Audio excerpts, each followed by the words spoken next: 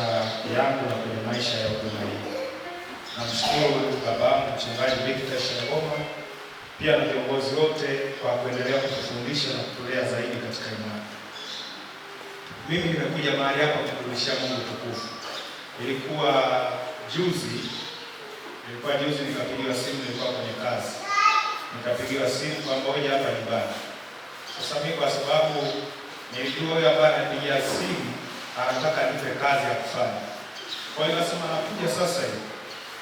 Kweli katika saa 2 ambacho nimekutana nacho sio vile ambavyo nilikuwa nawaza mimi.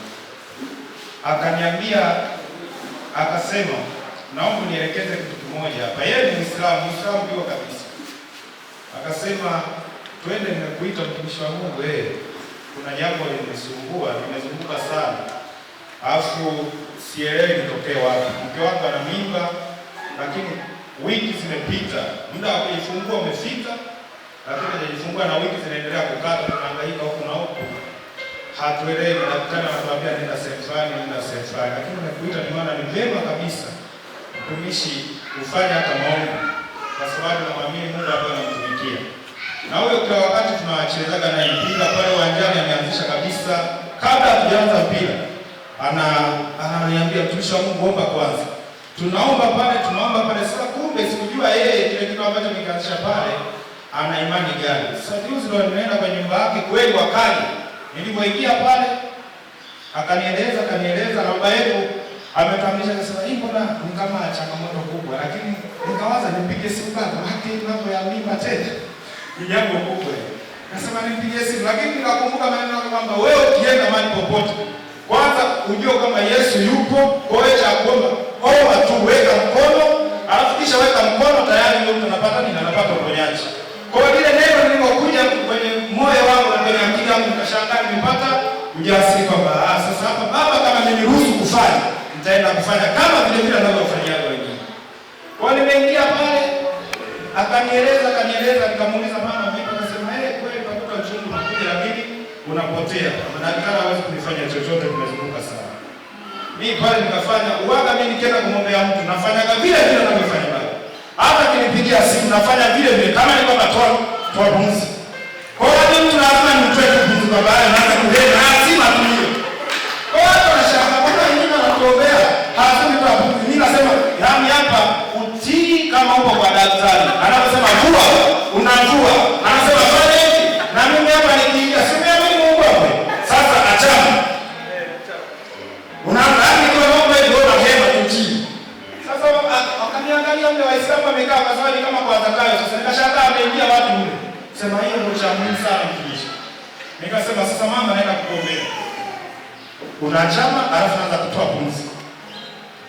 Nikaomba pale, nikaomba. Sikuomba hata mambo mengi kwa sababu wanajua kwamba tukiingiaga Wakristo tunaombaga kwa kelele. Nikatamka vile ambavyo baba anatamka, nikakata kamba zote, nikasema na mlango ufunguliwe, mtoto atoke. Nikaomba pale, nikaomba. Nikasema sasa tayari mtoto tumeshampokea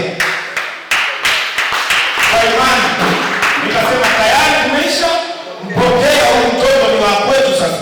Hakuna kizuizi chochote ambacho kitamzuia mtoto asitoke kwenye tumbo, ili mradi muda wa kutoka umefika. Tumeshampokea, ni wa kwetu.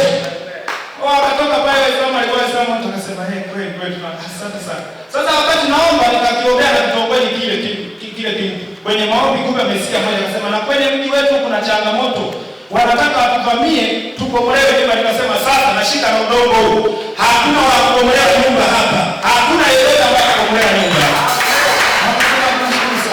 Sasa leo asubuhi jana akili naona ilikuwa ni akili.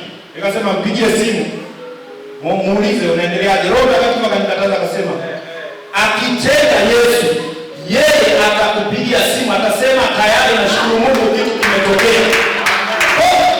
Nikaahirisha ile simu ya kupiga, sikupiga tena simu. Asubuhi leo mapema sijaamka. Nashangaa message inaingia kwenye simu yangu. Za wewe mtumishi. Sikumjibu Roho Mtakatifu akasema tulia, usijibu. Sasa tayari tumepokea mtoto na anakuja mtoto wa kiume.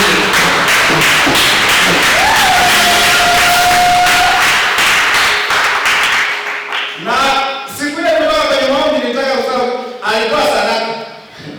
Babangu aliwahi niambianga, yaani mimi najiuliza kila siku nikikaa na mtoto wangu, bado mbona mimi aniambia kwenda kutafuta hela. Kila tukikaa na nielekeza kwenye utumishi. Kila kitu tunaelekeza kwenye utumishi.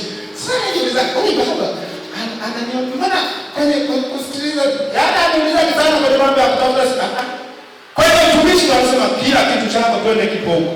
Sasa jana ninaona kiwingu tu kidogo cha mvua kama ile niliona kwamba mvua tayari kufanya nini? Imekuja. Nikashangaa tu mtu anatoa sadaka yake kwa utumishi. Ya hii hapa itakuwa itakusaidia hata soda. Nikasema asante, ubarikiwe. Nitaka kukataa, ninasema hapana, ubarikiwe. Pale Roho Bwana ananifundisha akasema chochote tunachopata usile chote peke yako, kwa sababu ukila wewe mwenyewe ni kwamba wewe unaenda kufanya hiyo kazi. Kwa nenda madhabahuni kwenye sanduku lile, kwa sababu hii ni kesi. Hii ni kesi ambayo mimi naenda kuihukumu. Kwa usiku nimewacha wenzangu pale, nikapanda bodaboda kwa gharama zangu, wanaona nikapanda bodaboda kwa gharama kama mimi, nikaja kupiga magoti hapo kwenye sanduku hili hapa. Nikadumukiza hizo sadaka, nikasema Mungu, nimeleta hizo sadaka kwa sababu hii kesi je, ni kuhukumu. Hii kesi inaenda kuhukumu. Kwa hiyo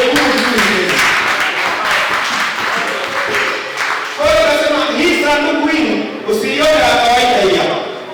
Hii sanduku sio la kawaida. Kesi yoyote ambayo unaiona ni ngumu, kesi yoyote ambayo unaiona ni ngumu, kwa sababu baba aliongozwa hapa. Kesi yoyote ambayo unaiona ni ngumu, njoo hapa, kwa sababu mimi sasa hiyo ilikuwa ni kesi ambayo madaktari wameshindwa, hawaelewi, lakini Mungu anaenda kuhukumu hiyo kesi, na mtoto ametoka salama na amejifungua vizuri. Utukufu ni kwake, sichukui utukufu